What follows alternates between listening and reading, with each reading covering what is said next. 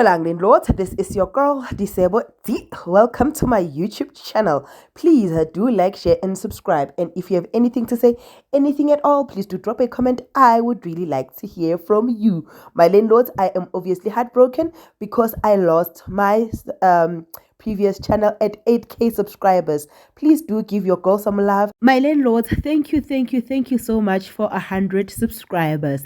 Let's go to Umkhokha the curse, and Umkhokha is indeed conquering.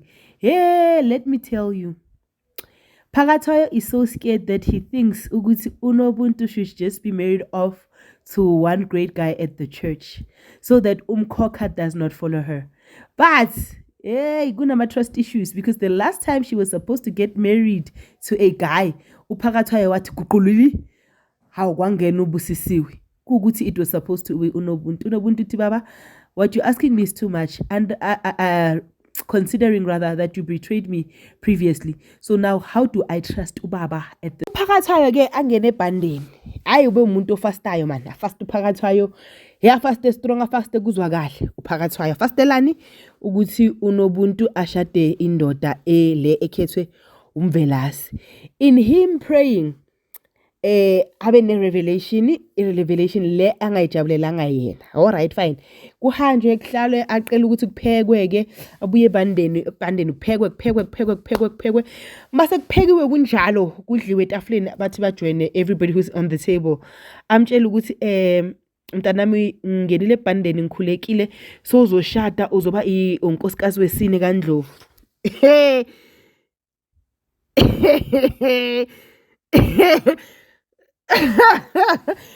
Luda bengunobuntu mina, ngiphume escreenini ngigijima, me this girl. Oh my word, no, but ke that is the situation kaNobuntu right now. On the other hand, uyabuza phela uzodwa ukuthi phela ngiyabona ukuthi phathe uyaphansi phezulu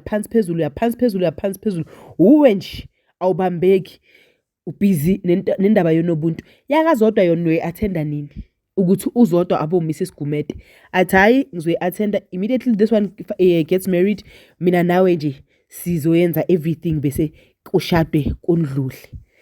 Uzodwa uzoshada nawe uzohlala eyikhwapha from libe asazi, because really she's been like uma busu uzoshadila saseyikhwapha angeke. Uzamcolo is very worried ngale ndaba yamateksi amphathi kahle, and he wants to intervene, though the family, more especially uMabusi nomalume, they don't want him to intervene because they feel ukuthi he should not involve himself in that territory. But he believes ukuthi njengoba abuye entabeni azinamandla amasha, le angayishaya. I pray ukuthi i-intervene indlule, ngoba asafuna ukuthi silokho sibambe inhliziyo ngesandla sibambele indaba kaZamcolo ngoba sizoze sishaya Umkhokha. Hayi ke into engizwisa ubuhlungu ukhulekani ayesontweni umkakhe angahambi naye. Right? More especially, guys, it's very difficult as a minister of God or the preacher of the word ukuthi ulokhu hamba uyi-one umkakho akekho.